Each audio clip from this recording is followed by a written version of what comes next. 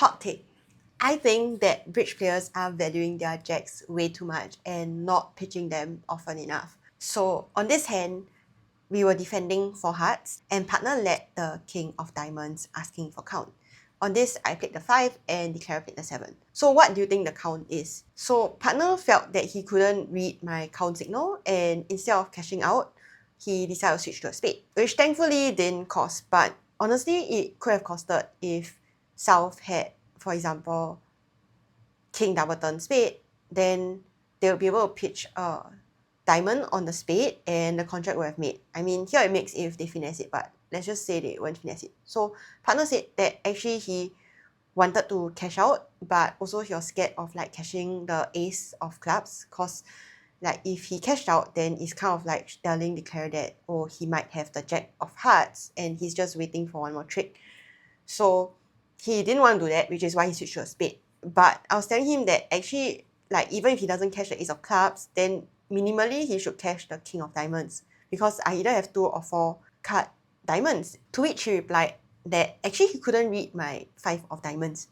And that's because he played the 7, right? And hit the 3. Here he said that I could have something like jack 5-3 and I wouldn't pitch a jack.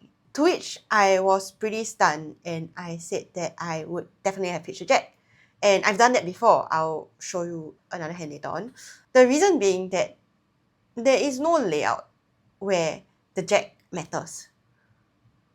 And I think the jack doesn't matter more often than not because, well, in a suited contract, someone's going to have at most 3 of the suit. So the jack's not going to be a natural winner unless like some honors foster other honors, right? But very, very, very rarely when partner led the ace or king for attitude account. Side note here, I could have played the queen, but I felt that when partner asked for count, I should give count. Because I don't want partner to like, for example, give a rough and discard later. I feel that if partner wanted an entry to my hand, so like playing the queen would have told him that I got a jack and I have an entry, right? So I felt that if partner wanted an entry to my hand, partner would have let the ace for attitude and then I'll show him whether I have the queen or not. So on this hand, I just decided to show my count, which was the 5, because we play upside down count here and attitude. So the thing is, even if, for example, South has something like queen 10, then they could have finessed my jack anyway. I mean here it's double turn, but like if South could have 3 cards like queen 10 small, right? They could have finessed my jack anyway. Like no one's gonna play me for the ace when partner led the king, right? Not on this auction anyway. So yes, it could be saving declare, I guess, but like they always had the trick anyway. So I feel that the jack almost never matters. And the only time I truly cannot afford the highest card would be when I have the queen, in which case it's also okay to cash the ace and king because I'm going to win with the queen later on. So yeah, I was quite appalled that partner thought I'll keep the jack because I genuinely feel that the jack is so useless. On to the other hand, so this was actually a hand from the Soul Club Invitational back in Feb. So on this hand, we kind of had a bidding mishap. Basically, partner opened a diamond and I responded 1 spade and then he bid 2 spades and then that got doubled by East. And then I passed. Here I think redouble would have shown just points and I guess 3 spades would be blocking, anything else would be help suit. And then West bid 3 hearts, which partner then doubled.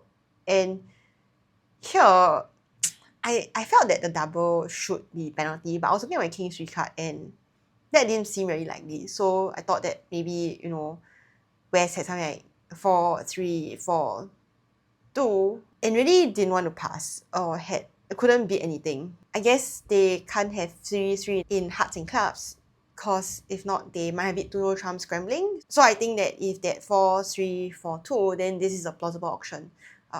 And I was very queasy about it, but I still passed because I think it should be penalty. I mean, partner can help suit.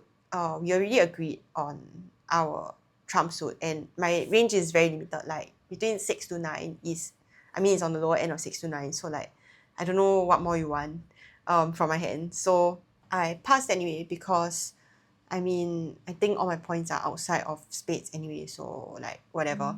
It's not like I had any extra spade, and I did have the king of hearts. Partner led the ace of spades, and here I had to play the jack to discourage here we play reverse attitude as well. Because I think there's a hand, right, where partner has, for example, ace king 10 2, and then I have 6 8 9 queen, and the 6 would genuinely have been low, and partner wouldn't have been able to read the 6, which is why I felt like I had to pitch the jack. I mean, if here West could very well have queen 10 small and I'll be solving the guess, but honestly there was no guess to begin with.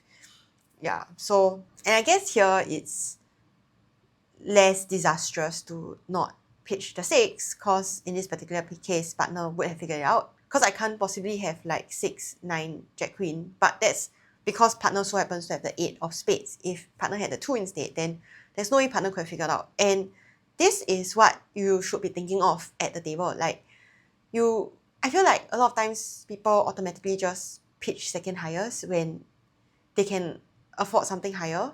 And like sometimes this is just so ambiguous. Like actually there was this case where my partner had 10 6 small small and pitched a 6, and I really couldn't figure like whether she had 6 9 queen or 6 was her highest pip.